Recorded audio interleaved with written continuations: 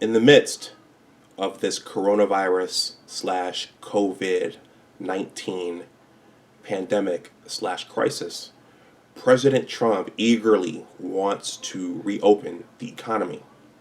It turns out, though, that parts of the economy never ever closed.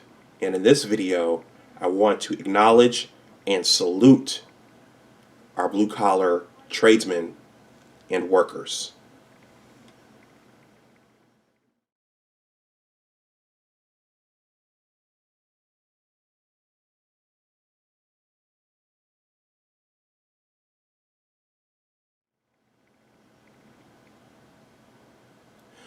Welcome back to my channel. My name is Dr. Anwar Youssef Dunbar, and this is Big Discussions 76.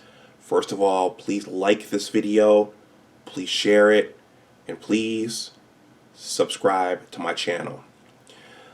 The title of this video is The Blue Collar Tradesmen Are Still Working, or maybe I'll call it The Blue Collar Workers Are Still Working.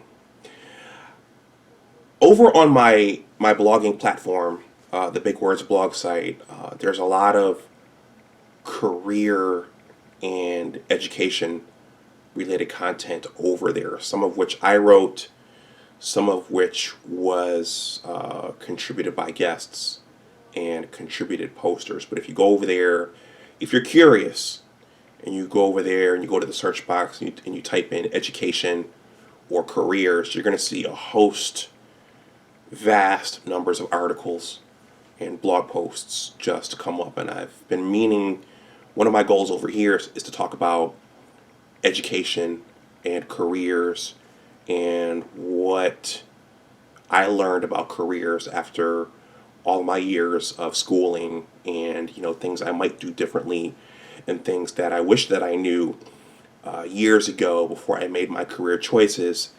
And I want to talk about things that I think will help the generations coming after me make better decisions about their careers.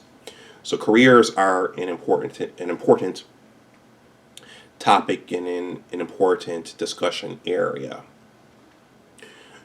And so it turns out that this current crisis we're going through has given me a nice jumping off point to talk about careers, in this instance, the blue collar careers, which many would argue don't get a lot of respect and which have fallen out of favor with many in society in terms of respect and prestige. So President Trump is working hard to reopen the economy, but it turns out that some parts of it never ever close. And I was thinking about this within the last day or two, and I said I'm going to shoot a video on it. So those aspects that didn't close, well, you have people working remotely. I've been blessed to be a part of that group, but also our blue collar tradesmen, our plumbers, our electricians, our contractors, our bricklayers, our truck drivers, our cable workers and technicians.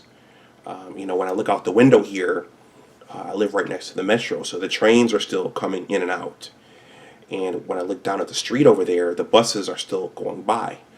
So you have people who are still working, and you have people whose work is still essential for at least parts of society to still do what it needs to do, and parts of the economy to still do what it needs to do. And I want to say that while I'm one of the fortunate few, or should I say while I'm a part of that fortunate population to still be able to work remotely and to run a business out of my dwelling, and to even continue to create and upload YouTube content, all of this is made possible by the blue collar workers.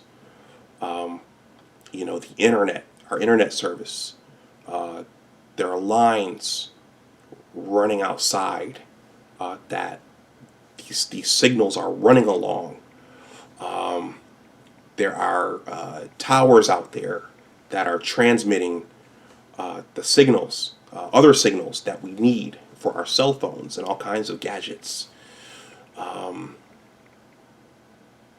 electricity that's powering my place right now, and this camera, and my laptop computer, and my flat screen TV, all of this is made possible and maintained by our blue collar tradesmen.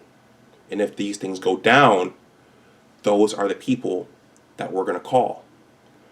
The plumbing in my place, supplying my kitchen sink and my bathroom, that plumbing, that's all put in place by blue collar workers. And if the infrastructure goes down for whatever reason, those are the people we're going to depend on.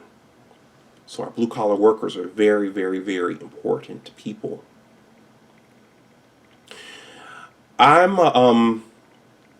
Where do I fall out in this whole thing? I am a white collar worker.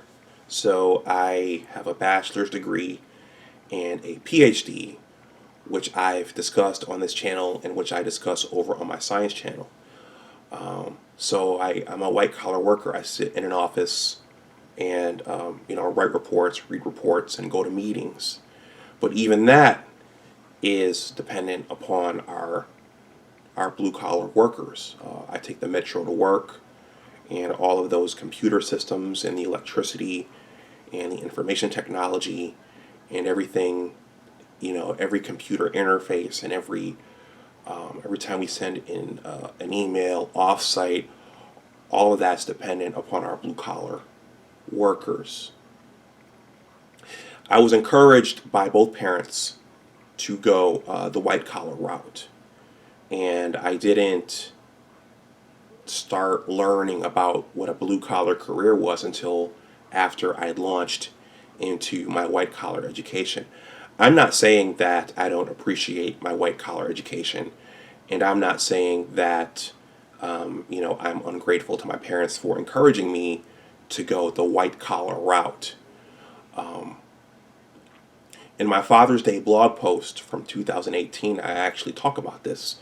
My dad's original vision for my brother was to be his doctor, his medical doctor, and his vision for me was to be his lawyer. So he envisioned both of us having prestigious, high-paying, white-collar careers, and we both ended up in different places. But I think what I was trying to get across in that blog post, and I'm going to leave that blog post in the description box below, was that I think that the white-collar careers were favored over the blue-collar trades. And I'm not going to get into the details right now of the differences between the two, but I think that again there was a shifting sentiment at some point that white collar careers are better and blue collar careers are less favorable.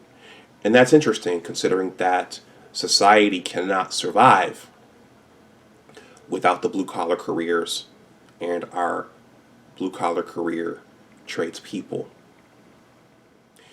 Going forward, particularly, I think, we already needed as a society, to rethink and to reshift our focuses. But I think that, and someone like Mike Rowe had a show called Dirty Jobs. He had already started trying to shift the focus there. But I think that going forward after this crisis, whatever the next phase is, I think we're going to have to revisit that and at least open the door up for young people to say, okay, well, a blue-collar career is an option as well.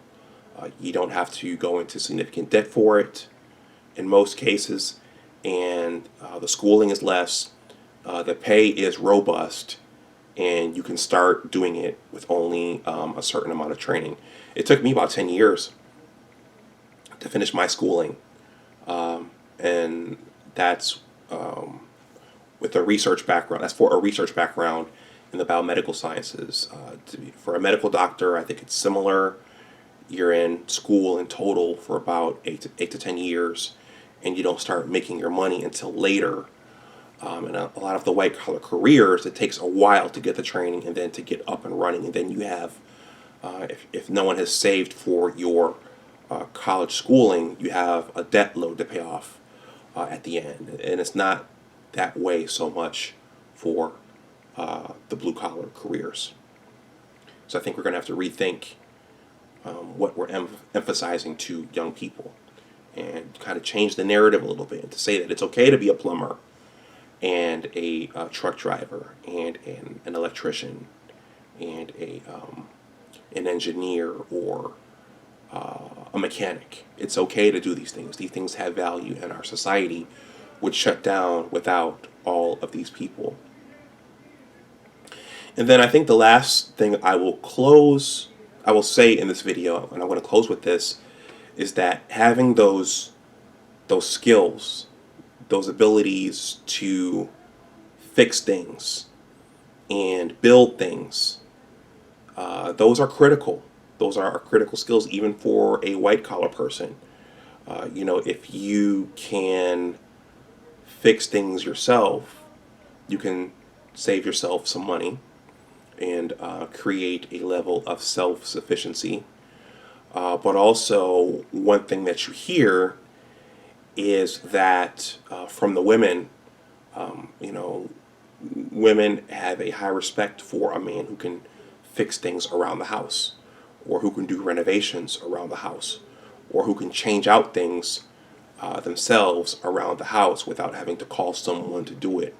And so, as a white collar professional now, anything I can do myself, or anything I can learn to do myself, I absolutely want to do it. And I think my two big projects that I did here in my own place were changing out my toilet and also changing the fixtures on my bathroom sink. But if I have to go into the wall and do something, I have to call somebody. So those are just some thoughts on the blue collar careers and our blue collar tradesmen. They don't get a lot of respect.